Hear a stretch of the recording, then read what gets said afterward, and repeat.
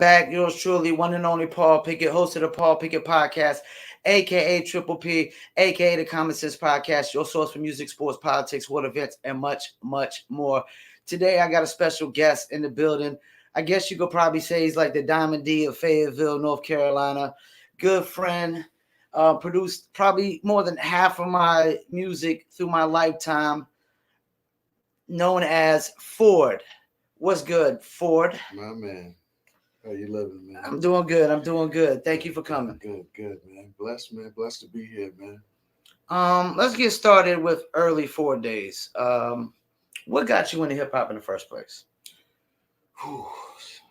Being an army brat, living overseas and coming over here, I was already a fan of music, from Luther to Phil Collins to the Police, just a wild range of just different sounds. So I was already seeing sounds as a kid, and I just didn't know it.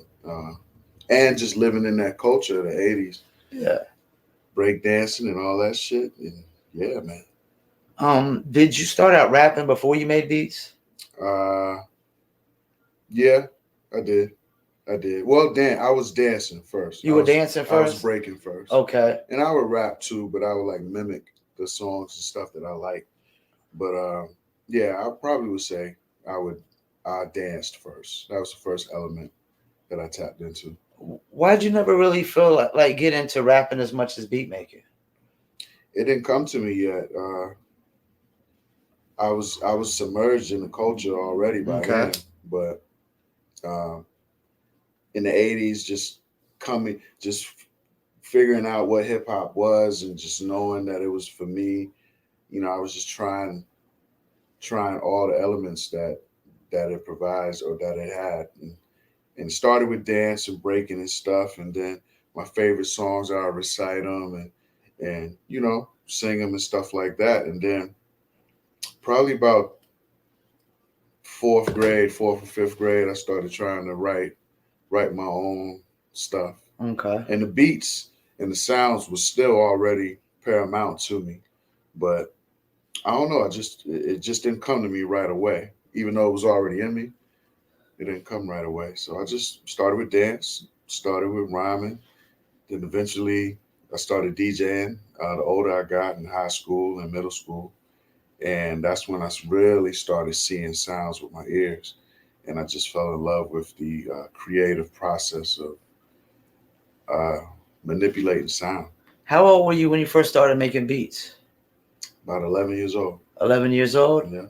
Okay. And was this hip hop beats or just beats in general? It was hip hop. And what were you using back then? ASR 10, MPC 3000, 2500, the other Ensoniq keyboard, I forgot what it was called.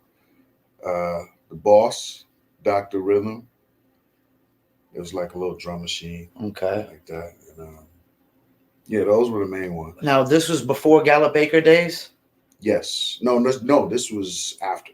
After Gallup Baker days? Gallup Baker days, it was basketball, and I was more so a fan. I thought you were older in the Gallup Baker days. No, we was young. You were about 11 or 12 then when you moved to Gallup Bakers? No. I thought you were about 14. It was after. Okay. Yeah, shortly after. I got Gallup about 7 to 8. And then, about 10, my mother moved across town, not too far from the old neighborhood where I was going to Chapel. Okay. And that's when everything started, when I went to Chapel. Did you have any cats ever like take you under their wing or mentor you or just kind of help broaden your horizons of making music? Yeah, the Character Assassins. That was a major group in Fayetteville, and who from there like helped you out mainly with that group? Rick Marvel. He's actually overseas now, if I'm not mistaken, right? I think he's in Berlin right now. Yeah, I seen that on Facebook. Another good friend of mine, Zester Hair. He was in the rap group. Zester Hair, shout out to Zester. Yeah, Z Hair. DJ Izzy Nice. Izzy Nice, shout out to Izzy Nice. Back then he was Big Mike, and you had a couple of older guys that was just pouring into us and keeping us out of trouble, putting us on on shows. This was when you ain't have to pay for a show. If you was nice, they was gonna have you open. Yeah. Yeah, we ain't have to pay to perform or none of that stuff. Psych, Top and Wave, DJ Tony Tone, people like that, just being around those people. And they didn't really necessarily like show me how to do it. Like, I feel like in my mind, when I remember, if I asked them to show me something, they would kind of nudge me off as just being a little kid, just being around. Yeah. So I would just watch, and then I would start writing down each step that they did in my mind that they did. And then I'll come back to the board later and apply what I wrote down. Now, Rick Marvel, did he produce a lot of that? He was the producer, right? Yeah, and he rapped too. And he rapped? Mm-hmm. Now, was this around the time when Character Assassins was in the Source magazine? Yep. And that was literally the first group in the Source magazine from the Ville, wasn't it? Yes. And what was it, Unsigned Hype? Yes, Unsigned Hype. Yep. And you don't even remember what year that was? I want to say late 96. This was when the cover had Dre on the cover, and he was leaving Death Row. It was a white cover, and it was an electric chair, and Dre was leaving Death Row. It was that issue. I'm gonna talk about Cat. I know you always big on Large Professor. That's my guy. Man. Is he like probably one of the biggest influences in your production? He's one main one. Who would those other main ones probably be? Him, DJ Premier. DJ Premier. Shout out to DJ Premier. Man, it's a bunch. But them two are like Hall of Fame guys to me, Stayed the same, never changed, and stuck to their guns. Who was the first artist that you like produced for that was non-local, somebody that was probably a significant name in hip-hop? My first intro in the game was R.I.P. PH, Pumpkinhead, man. Pumpkinhead. Oh, I didn't know that. I did not know that. Yeah, Ruckus Records. He gave me a shot. That was like my first intro in the business. And then after that, it was on. Is that one round when Ruckus had like 50 artists on the label? I ain't gonna say 50, but they had a bunch of artists. A little bit before that, before they started, Okay, before like a little bit before Mos Def and Talib Kweli? No, a little after that, around that time. And how did Pumpkinhead die? I don't remember. I'm not sure, man. I'm not sure how PH passed. Good dude though, real good dude, real cool, real funny. Anywhere I seen him, he showed me love. If I'm in New York, I bump into him in awkward places. Like I think the last I seen him in the flesh was Scribble Jam in Cincinnati. Okay. Yeah, and it was a mic battle. He was hosting, and I was talking shit. Like he let me in it, and I'll go crazy.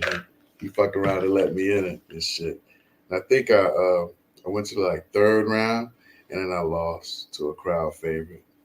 And they thought I was kicking written rhymes and shit, but I wasn't. Okay, so it was a freestyle battle, on a beat battle. Yeah, it was a freestyle okay. battle. Yeah, it was a mic battle. Yeah. Have you actually done beat battles? Yeah. I've done beat battles before. It's long behind me now, but is that still a thing nowadays? Hell yeah. It is beat battles. Cats get busy. Shit, you seen the last beat battle with Knots and Bink? Oh, I haven't seen that, but I remember a beat battle back in Fayetteville back in the days with that dude Incredible. Yeah, R.I.P. Incredible. Is he? Oh, he's died. I didn't know that. Transition. Yeah, years ago. ago. Man, yeah, and he actually, whoever he was battling, like, I don't remember who it was, but hearing his beats, I was just like, they don't stand a chance. Just the drums he had going with his stuff. Yeah, Youngblood was nice. He was nice. He had that sauce, man. Yeah. So what's some of the other cats you produced for, besides like Pumpkinhead? Man, I work with a lot of people, man. And I hate throwing names and stuff because I'm like a traveling beat traveling man, But, well, let's talk about. Okay, I got one. You did a lot of production for the Rockness Monster album? Yes, I did his first solo album, Rockness AP. So that's Rockness After Price. Rockness After Price, and would you say you produced the majority of the album? I did. Yeah, I would say that. And definitely some of the most significant tracks, if I'm not mistaken, like the one about Sean Price, rest in peace. Yeah. What was that process like? It was cool, man.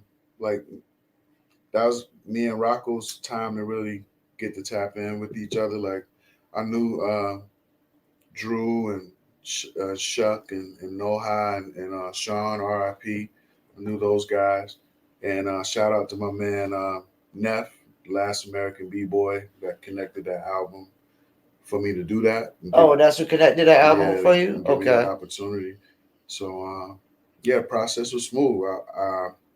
We didn't have too many sessions where we were together, but I'll send stuff off. He'll send it back, and it was just like it was just bouncing off each other like that. Next thing you know, he got like 20 records to pick from, and yeah. And how many you produce? I think like 9 or 10. And how many was total on the album? 13. 13. Okay. Yeah, so I did a majority. Yeah.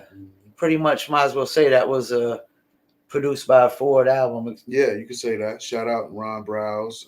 Ron Browse, shout out to him. Pascal and somebody else. I'm sorry if I forgot you, but I think it was one or two more other guys, but it was just us four pretty much.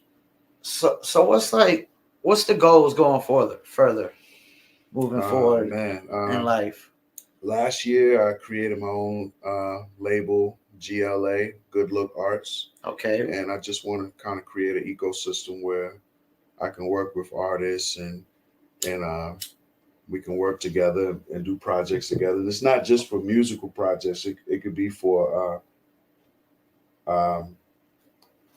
intellectual property ideas, just art in general.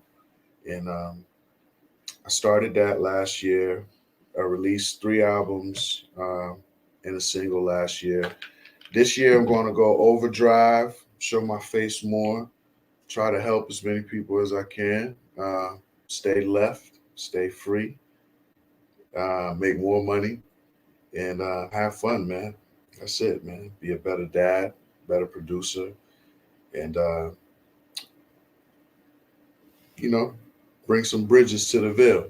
You got to get out of here sometimes to go make some shit happen, and you got to go to know. So the world ain't big enough. Take it more global. I know some UK people. I'm kind of over there in the UK, but I want to be over there a little heavier. Yeah. I want to be in a lot more other places too. So just work harder than what I've been doing. Show my face some more. Drop some albums with me rhyming on there, and got some real interesting projects coming in the can this year. So have you ever? I know before I thought you said you was gonna actually release like a Diamond D kind of album where you produce the album and you are rhyming over all the songs. Yeah. Is that still in the works? Yes. I'm definitely gonna do a couple of those this year, along with some instrumental albums. Yeah, because I've always said like you were like the best of both worlds. Yeah. You could rap just as good as anybody, make beats just as good as anybody, and most people can't really make beats. Yeah. And some people can't even rap good. Definitely. Thank you, man. Thank you.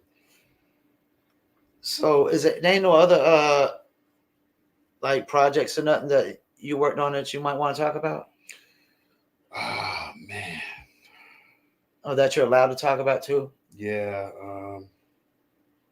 It sucks. The reason I don't like throwing names and throwing projects and stuff out because some stuff ain't released yet. Some shit ain't released yet. Some shit might get changed. Some shit might not never come out. Yeah. But I'm trying to think right now. So with the label is like, are you looking like you gonna start like trying to sign artists underneath the label and help push them, or? Not like that. No, I'm not going to operate like that. It's going to be more so a place where they can come and get support, and we'll drop something that's like-minded together, and then we'll push it together. Let me ask you this then. This is, it doesn't pertain to Ford, but it's something I saw today, and I thought it was J. Cole. Mm-hmm. He went on Google or YouTube and searched for J. Cole type beats. Yeah. and just picked the beat, rapped over it, and sent it to the guy and said, "Yo, throw this on your." Yeah. Do we need more of that stuff? I seen that. Like is that why Fayetteville's not like? Let's talk about Fayetteville hip hop for a second. What do you think's holding us back as a whole collective? I mean, some people individually they move, they operate, they do things, but as a collective, as a whole, what do you think it is? If you could just pinpoint one thing, if there is just one thing. Really tapping in and finding your purpose. You know, a lot of people want to do what we do for the wrong reasons. You know, What do you mean by that? they want love, they want acceptance, they want to be cool, Okay. not realizing that they already cool. You Okay. know, and you know, I don't know. And it seems a lot more of that going on in the music business nowadays. Like it's the cool thing to do. And it's not for everybody. And it is a cool thing to do. It's a lot of cool things to do within it. We had a video shoot with a record I produced for my man Shane Senyaka and Luke. And Luke signed to Dreamville. Luke, yeah. And we shot that video. I brought my son with me. My son is 16, but I want him to see other elements of the business, like the videographer, the photographer, the person that's handling the grips and stylists and different people that's in the culture, that's working, getting paid good, and doing stuff, contributing. You know, that is not just the not just the MC, the rapper. Yeah, everybody like the rapper does the music, like he does everything, and he really doesn't do nothing but rap. And not just the producer. So many elements, and I think. And those are the most important elements, I would say. Like, you know, because there's two parts to the music business: making music and breaking music. And you know, once you get past making music, that breaking music part is even so much harder. Right. It's even so much harder. Yeah, man, and in the Ville, you think there's not enough support? Like Atlanta, Atlanta's like, I think that's why Atlanta took over. Yeah. New York got to a point where everybody was beefing with each other, not supporting. I guess they try to blame it on 50 Cent, but you can't blame it on one person like that. People, you know, choose to do what they do, react how they react. And Atlanta just has this support system in place that I've never really seen in Fayetteville. You've seen tidbits of it, you know. Yes, it's in pockets, man. Yeah, you like here and there, you'll see a little bit, but as a whole collective, it's like it's not there. You just gotta figure out what you want to do, really what you want to do as a person, and you can't stay here and just think people gonna come here looking for you.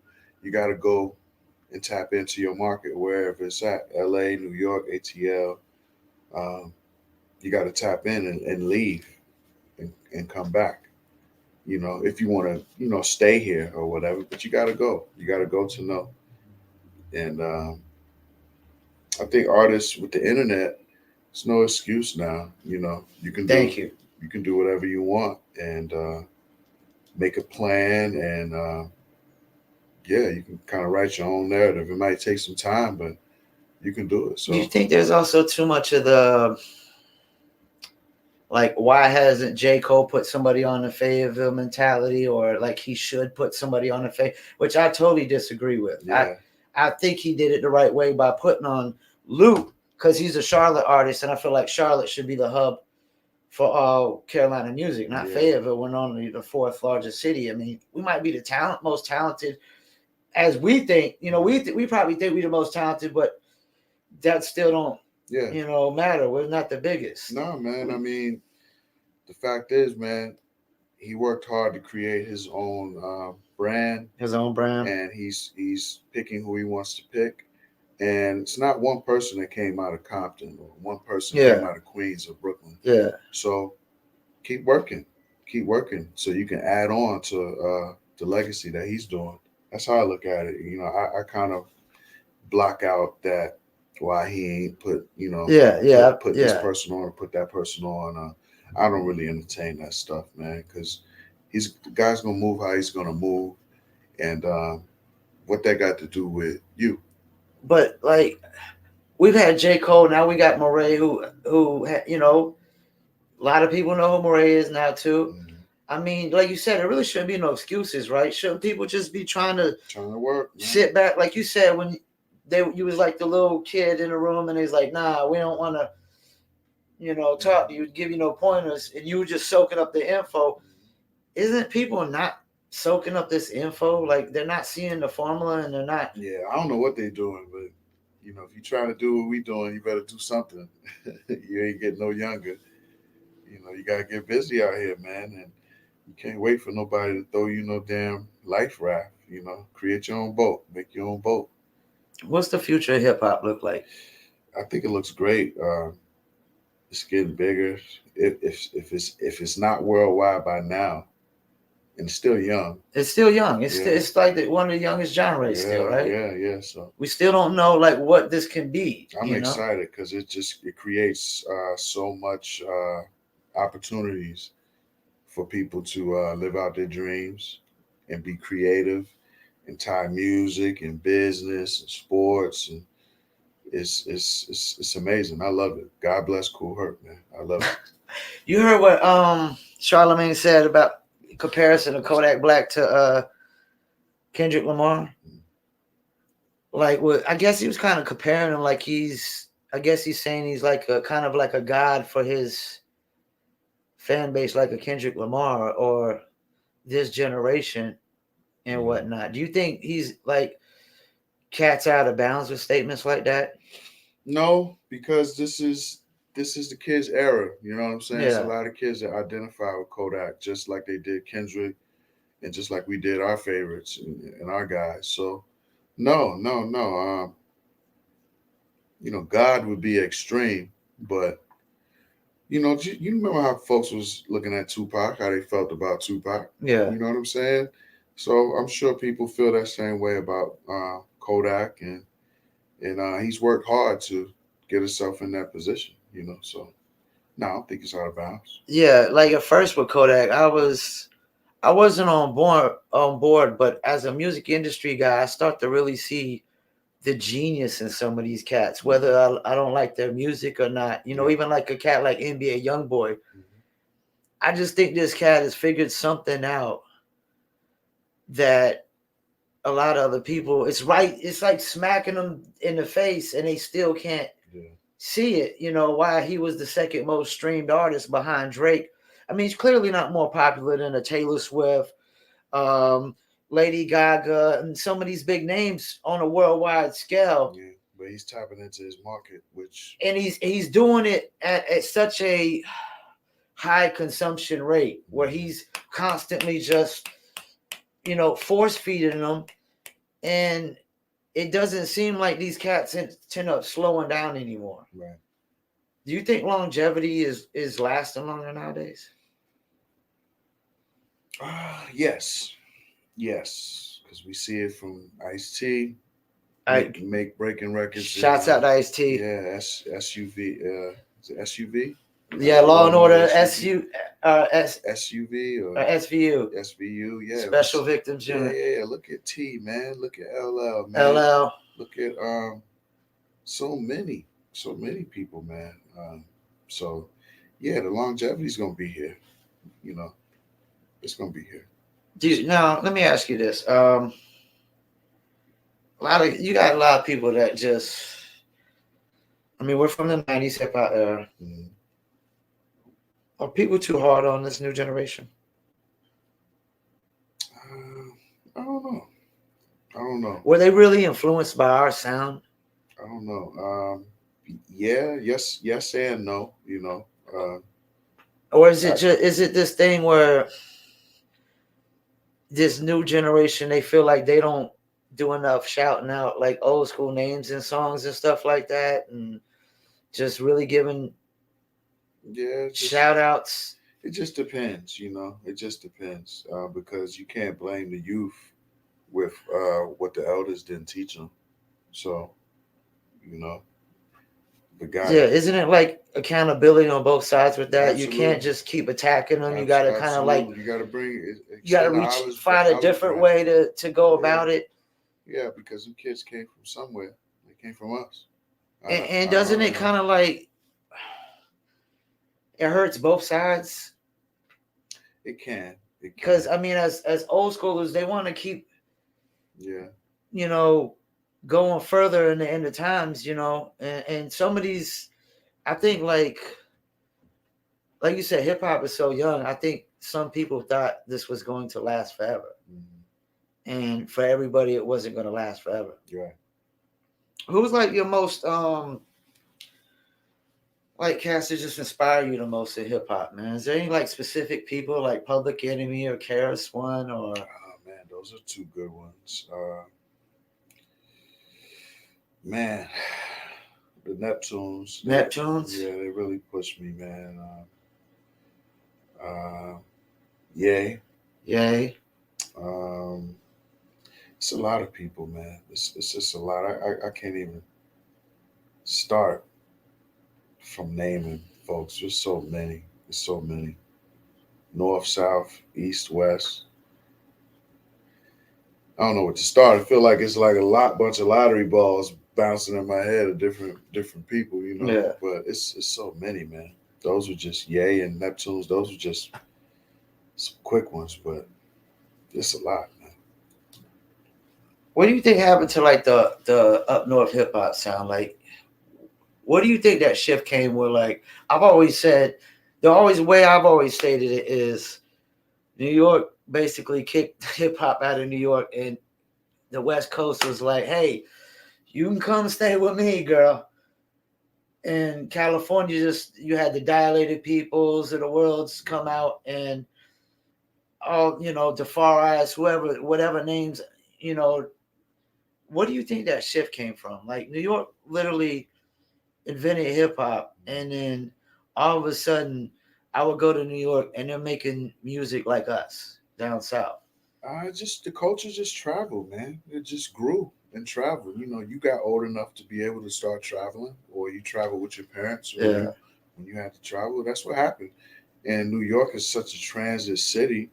It's a lot of North Carolinians. You're right. We're like cousins. Yeah, we're like cousins in New York. So everything is moving. So after New York, it bubbled over, went to LA, went to Texas, went to us, went to Mississippi. That shit's everywhere. You know what I'm saying? So I just think it just traveled and just kept growing and stuff. And New York had to go through a redevelopment stage, like a team. You know, like a team had to gut their old team out and rebuild. They went through a rebuild. They sound and stuff is because there's so many ingredients now. There's so many different flavors and stuff, and different restaurants with food. Yeah. And that's a good example to use, especially for New York. You go up to New York, there's so much shit to choose from to eat. So you got to figure out what you're gonna do. But that's just New York City and the 5 boroughs. You're not talking about like the whole state. Some people never strayed, like 38.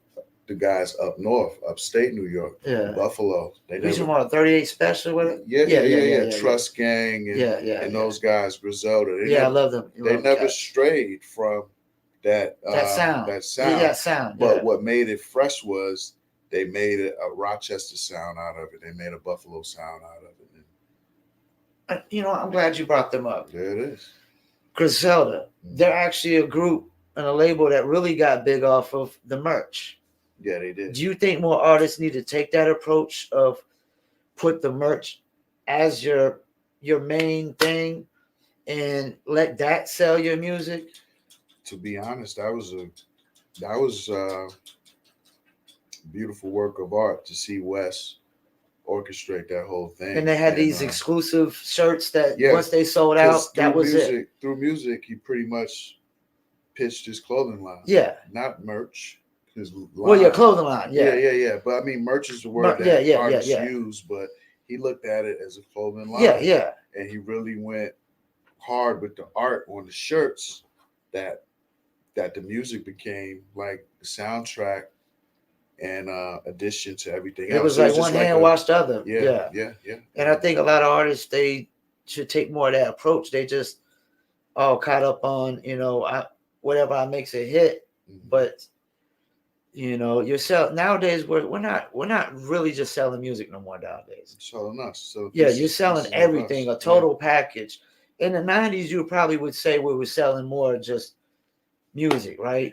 Yeah, because it wasn't bust down. The ideas weren't here yet. Yeah. These different opportunities weren't here yet. And So what do you think about, like, okay, think about back then, like distribution had the greatest value in the world. You got distribution and you had a street team and enough posters to put in mom and pop joints in a good album, you were typically good to go. yeah, Nowadays, distribution has really no value because 100,000 songs are being distributed. But I mean, there's so much more independent artists nowadays. yeah. Is it you think it's better or worse? Uh, better as in what? Like, Being indie or being yeah, indie, signed? because like a lot of people always complain about label contracts, um, label like the freedom to just put out what you want to put out, the control, freedom of control and whatnot. Because we know when labels get involved, they always want to put their input with your music, and some people just want to make music, man. Right, right. Do you think nowadays gives people a chance to just make music Absolutely. Hell yeah. There's so and many with less control and less oversight and so many options out here to put your music out. Yeah. If you don't want to sign a label. Or if you do want to sign a label, just inspect what you expect, and it's no excuse not to not know what you're getting into at this point, you know. So yes, a lot of different routes. Indie is a great route too. It's not easy, it's not easy. You're but right. the other side ain't easy either. No, it's 'Cause not easy either. you Yeah, still got to work. You you got to still got to work. work. Yeah, Either way, you still got to work. because they're going to give you an advance, and you still got to work unless you already got millions of fans when they sign you. Mhm. You know, Yeah, you so still and that's got to the work. thing. Like in the '90s, they literally signed people off of talent. You could Yeah, literally or just potential. or potential talent. You could spit 16 bars and get signed like that. Yeah, And nowadays it's like they always want to sign an established brand for the most part, unless you're a cat like J. Cole. But of course J. Cole had a good manager yeah. who had good relationships, signed with Jay-Z, Then when you signing somebody, and you then spending money. You want yeah, to make sure you and then get you your still got, investment that's the back. thing, they You got a still gotta business. put Cole out and see what this could be, and now we see what it could be. Is there any cats that you haven't worked with that you want to work with one day? Like, who's somebody you just want to work with so bad, or Uh, just really want to work with one day? man, I know I want to be on. I know I want to make a Cole album for sure. You want to just like a beat Like, on there? yeah, I definitely want to do a record that makes an album up there. Nas. And he's actually allowing people to produce more records nowadays, right? I'm not sure. I'm not sure I how think that I heard process that works. he's actually going out, because Cole's always typically produced his own records, Mhm. and I've heard he's actually going out, and that's why I think he also did that record where he just went and found a beat and Yeah. rapped over it, which I think is still one of the most, because he just sent the song to the guy and said, "Throw this on your page," Mhm. and for this guy, his page has got to be going Yeah. nuts. Yeah, it should be now. Exclusive Cole record nobody had, Mhm. and that could definitely Yes, it can. help some careers out, Mhm. and that's the thing. Like, do you think like the producer themselves, like when like you produce these records, you got to kind of make sure you do what you do need to do with the record, so people know like I was involved, because you can't always, when you do features with artists, like I'm not gonna say no names, Mhm. but I paid artists for features, and they don't they don't really get behind the record or nothing at all. They won't even, like, if you tag them in a Facebook, they won't even like the post or Yeah. comment or nothing. I just think it's so whack. And you paid for that feature? Yeah, Yeah, that's how it go. I mean, sometimes and we know paid features not every like that's the breaks. everybody doesn't really always. They're not always into the record and whatnot. And they just treat it as business as such. But can't take that personal. Just push the record. And use them. Yeah, just do what you can with it. So Absolutely. on your side Absolutely. and whatnot. Absolutely, that's it. That's all you can do, and that's that goes to show you, like, you don't really need a feature like that. Some people just be thirst Yeah. just to have attention to their record, but if it don't make sense, I wouldn't do it. You know what I'm saying? I wouldn't get no feature on that.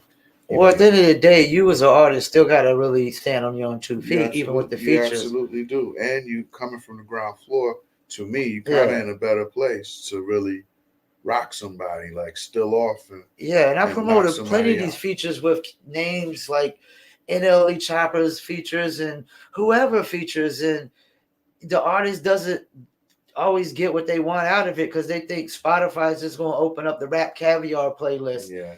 And they're really going to open up, if they do open up some playlists, which they typically will if you got a real big major feature, but they're not going to throw you on the playlist that they would normally throw that major artist on. Those guys got a job to do. And if you fire, you'll make Caviar. They'll come to you. Yeah.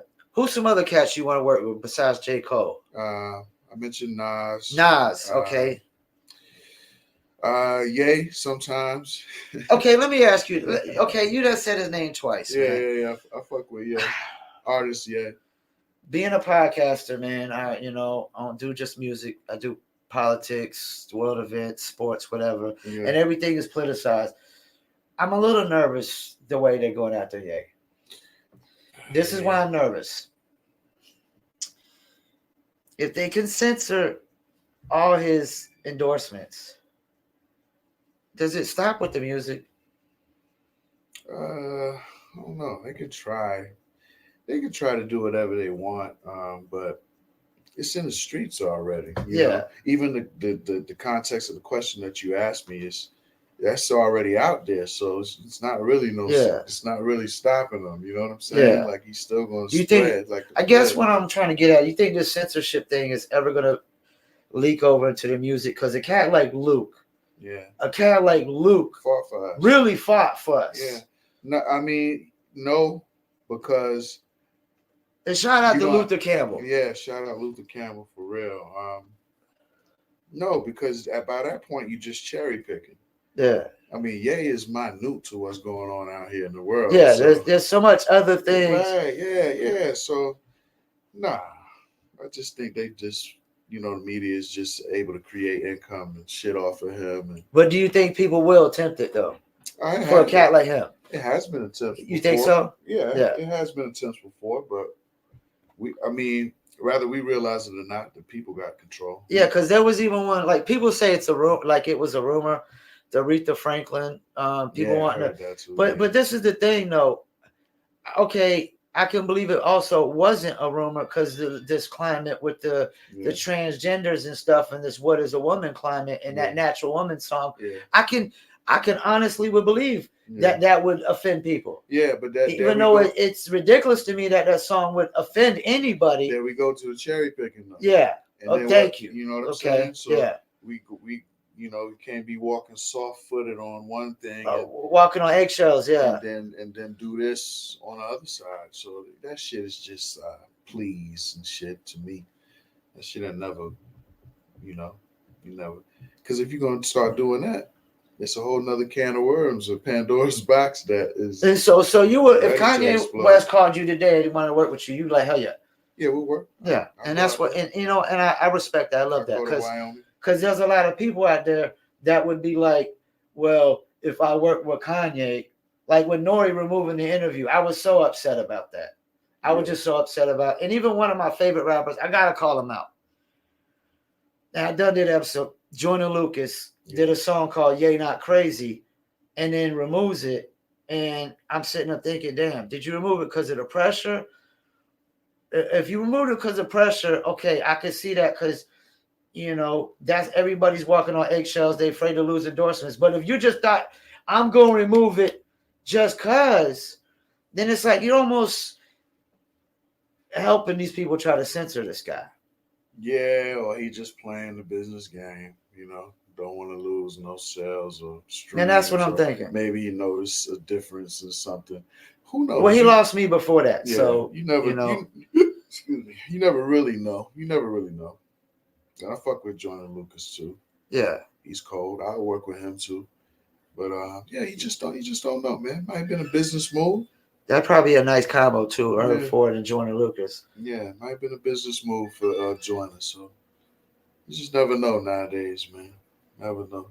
Yeah, I just hope this censorship doesn't leak into music because of what Luke had to fight for. And it's like once you start tracking music, I think everything's open game. Yeah, It's open season for everything, you know. yeah.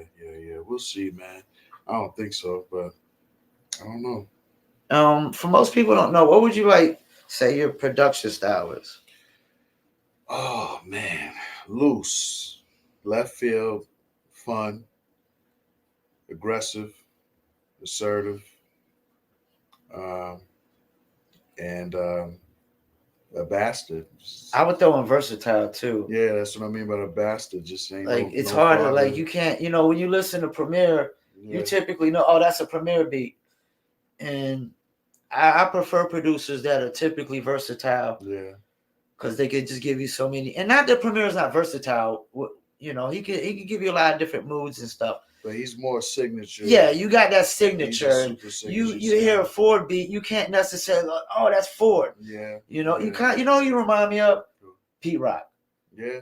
Yeah, I think of you like a Pete Rock. Salute Pete. Salute Pete. Or even a Diamond D, because I don't think but Diamond D's a signature producer. Yeah, But I always looked at you as a Diamond D because Dilla was that for me too. Dilla. Yeah, Okay. Dilla was a guy that you couldn't never put your finger on, and you could tell it was him, but you couldn't tell it was him sometimes. He seemed to have one of it's probably shameful for me to say this. I was never really a big Little Brother and Dilla like fanatic, Yeah, but they had one of the biggest impacts. I realized, yeah, from Slum V to Knife and Pooh and Tay, and to this day, there's just so many. they did for Carolina on out. Yeah, Didn't he? If I'm not mistaken, did he invent like the lo-fi sound or whatever? Dilla. Yeah. Well, that sound was already bubbling from Q-Tip. Okay. You know what I'm saying? That's just using jazz. Okay, so that's what I've always wondered what they classify as the lo-fi sound. Yeah, those type of vibes. You know what I'm saying? Yeah. And that's another group that was. Yeah. I was not the biggest fanatic of them, but their impact was bigger than I realized. Q-Tip, Dilla, Ali Shaheed Muhammad. Earlier guys like Sean J. Period. Okay. And kind of creating that smooth but aggressive hard bop, hard big drums kind of, but still smooth and kind of neo soulish before neo soul started becoming neo soul. Like that's where that shit came from to me. If you could name 3 cats you think just had the biggest impact on hip hop, who would they be? Thinking one's got to be Pac, right? Yeah. Ain't come to mind, but yeah, Pac is definitely one. Just for me,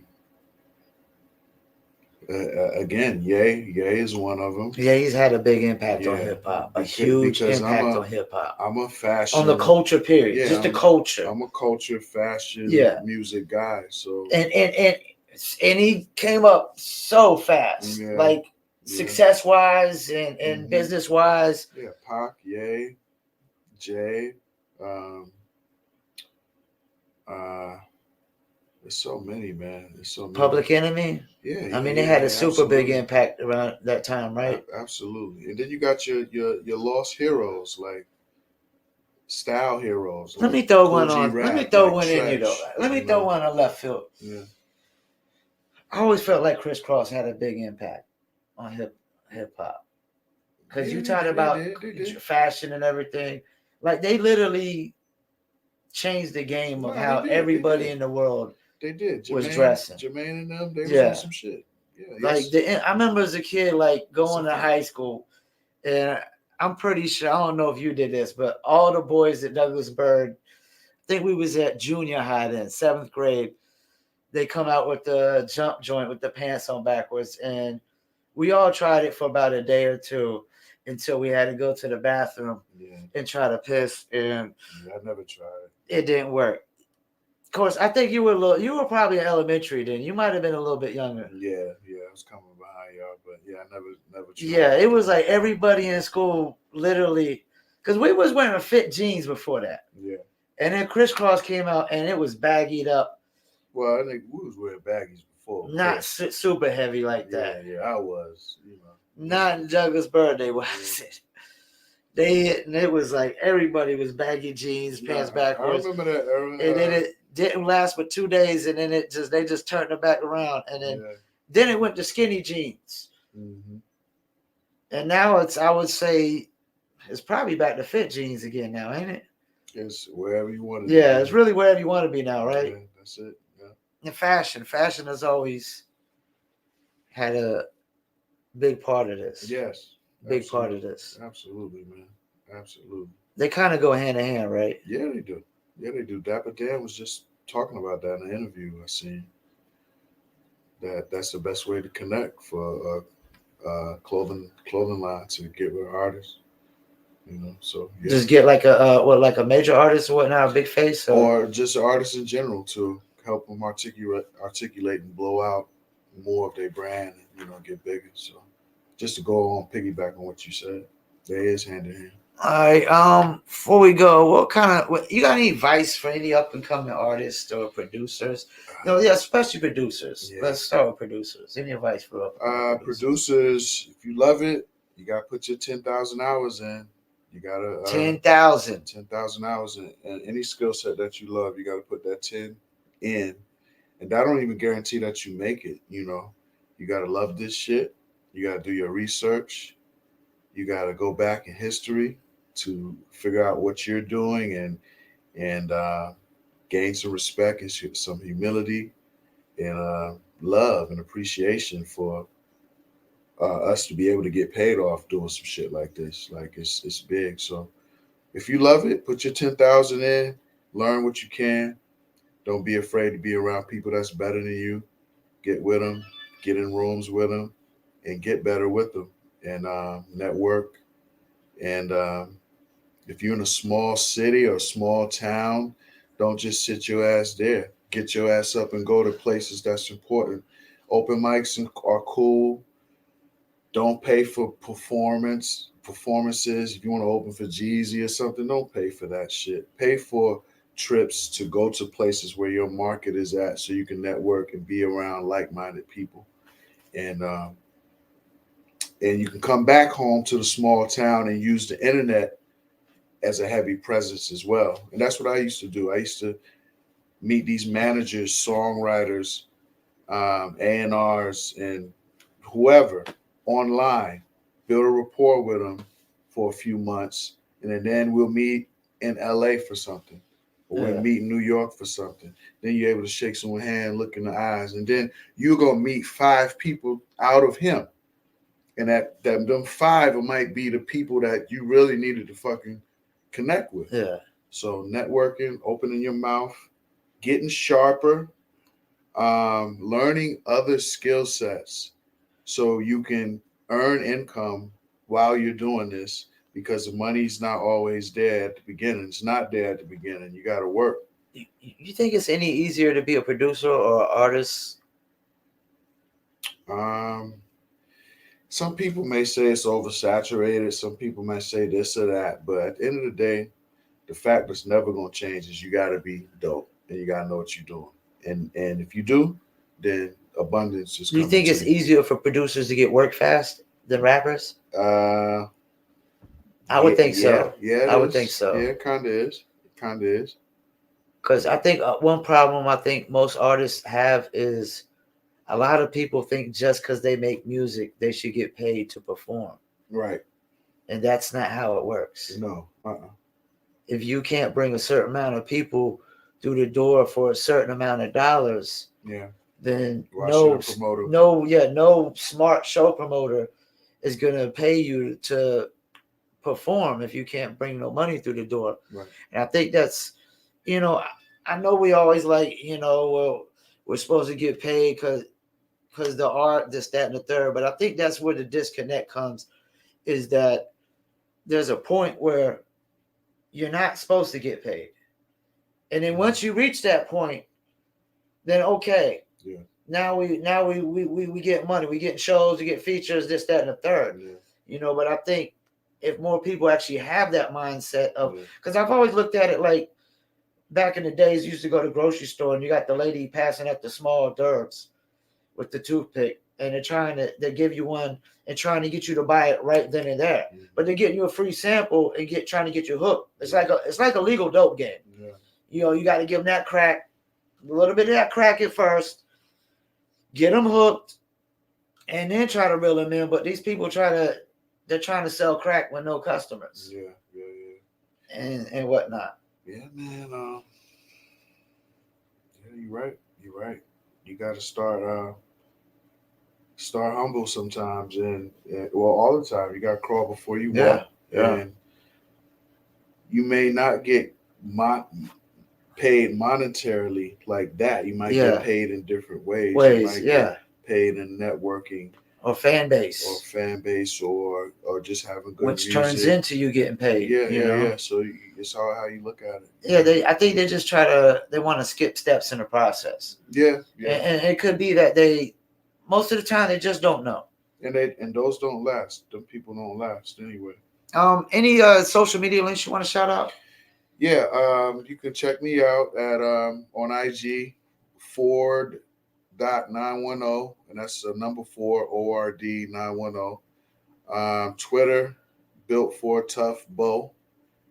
Facebook. So that's what Built for Tough BO. Yep. Bo. B-O, okay. Bo, yep. And tough. How do you spell tough in that? TUFF. Yeah, TUFF. So that's Built for Tough with TUFF and Bo at the end. And Bo at the end. Urban Ford on Facebook. Urban Ford on Facebook. It's 2 Urban Fords though. One's my dad, and then that's Junior, and then it's me. But mine's is the orange logo, and they'll say Built for Tough on there. And too. On Spotify, it's 4 ORD, right? Yes. Ford ORD. Do they got to search for you? They can't just put in the backslash of that. You don't have like a like a regular channel link that would be like Spotify.com/J Cole or something like that. Yeah. I can get you that. Okay, well, and I'll throw it in the description and whatnot. You know what I'm saying? Yeah, I get you that. Definitely got that. Yeah. So Spotify. Ford on Spotify. And what do you got on Spotify? Like the beats? I got my instrumental albums. Yeah, they got Pull Up Shooters Volume 1, Super Duty Tough Work, and Don't Be Surprised When the Bill Comes. All instrumental albums. And I got a single called Dialed up there. Okay. Yeah, and I'm rhyming on now, that. what if somebody wants to actually get some beats from you? Hit me on the IG. Hit me on Twitter. Hit on IG, Twitter. YouTube. Anywhere. Especially those social media handles. But yeah, hit me up there. You do what, exclusive and leases? We do it all. Just hit me, baby. We talk about it and we get you rolling, man. Get you fresh, dressed, and ready to go. And I could vouch. I mean, I think I'm like the white Dr. Dre when it comes to picking beats. Right. I've always picked some of the best beats that you made because but you've always made nothing but bangers, and you always got like a variety. I mean, if you want a club joint. You want a down south joint. You got trap beats. You want some golden age hip hop sounding with them nice drum kicks that just hit super hard that I like. Sound the Alarm, Paul Masson. I mean, yeah. Faye and Scumbags, me and Stranger the Great. Yeah. Yes, hit this dude up. Thank you, man. Once again, I want to thank you for coming in, my friend. Oh, that's right. COVID. Oh, no, that's just something I got used to doing this shit. But yeah, my man, brother from another. And we out. Mr. Pickett's. There it is.